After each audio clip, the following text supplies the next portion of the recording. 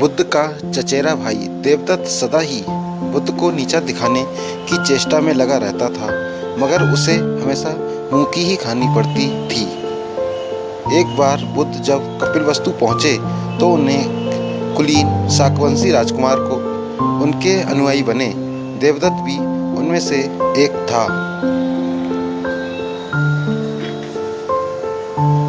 कुछ समय पश्चात देवदत्त ने भी कुछ जादुई शक्तियां प्राप्त की और एक बार उनका प्रदर्शन मगध के भावी सम्राट अजातशत्रु के समक्ष किया। वहां वह एक शिशु के रूप में प्रकट हुआ जिसने सांप की मेखला बांधी हुई थी। तभी से अजातशत्रु उसे परम आदर की दृष्टि से देखा करता था।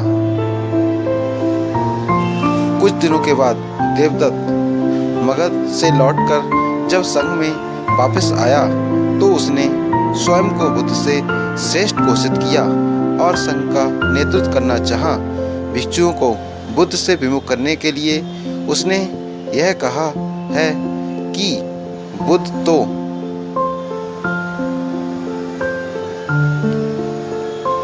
बूढ़े हो चुके थे और सठिया गए हैं, किंतु भिक्षुओं ने जब उसकी कोई बात नहीं सुनी तो वह बुद्ध और संघ दोनों से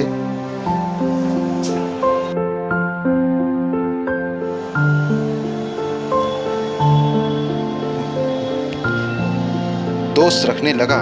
खिन्न होकर वह फिर वापस मगध पहुंचा और अजातशत्रु को महाराज बिंबिसार का वध करने के लिए प्रेरित किया, क्योंकि बिंबिसार बुद्ध और बौद्धों को प्रचुर प्रसन्न प्रदान करते थे। प्रारंभिक दौर में बिंबिसार को मरवाने की उसकी योजना सफल नहीं हुई, अतः उसने 16 धनुर्धारियों को बुद्ध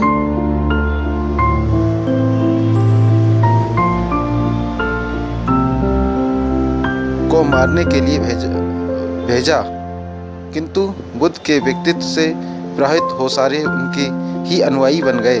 क्रोध में देवदत्त ने तब बुद्ध पर गिरिकूट पर्वत की चोटी से एक चट्टान लुढ़काया, जिसे पहाड़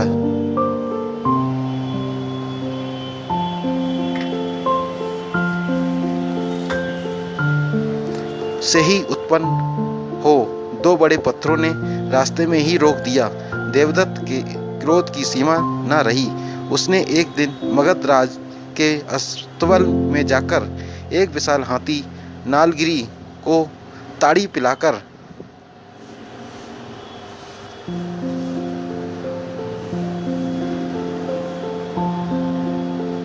बुद्ध के आगमन के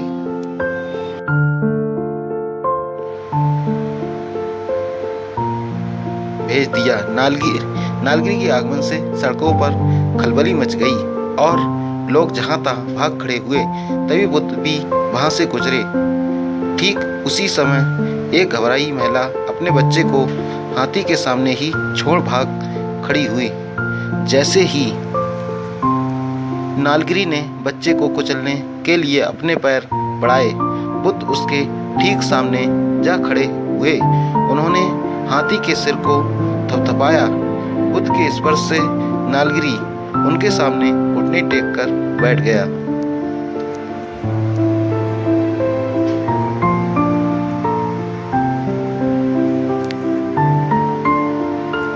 नालगिरी हाथी की इस घटना से देवदत्त मगध में बहुत अप्रिय हुआ और उसे तत्काल ही नगर छोड़कर भागना पड़ा।